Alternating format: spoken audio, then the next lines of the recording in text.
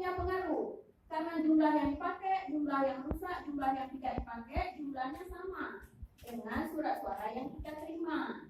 Nah, masalahnya sekarang kami tidak punya bukti surat suara yang diterima, tapi ini merupakan data surat suara yang diedarkan.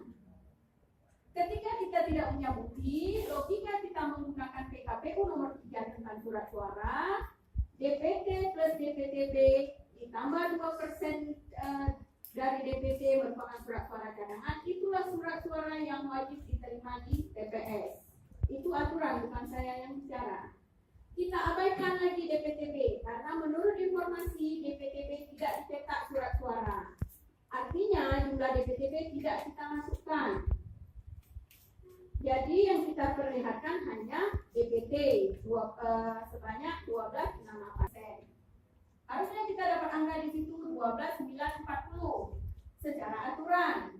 Nah, pertanyaan saya, apakah Bapak Kim menerima surat suara 12,940 lembar yang dicetak? Kami kan nggak tahu, Bapak yang tahu. Pak Taufik mungkin bisa dipanggil.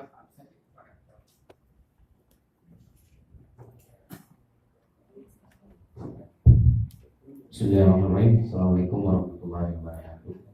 Yang saya hormati pimpinan Bapak Kapolres dan Dim dan saksi seluruh partai politik dan Dewan Pers dan seluruh yang berhadir. Mohon maaf dengan tidak mengurangi rasa hormat.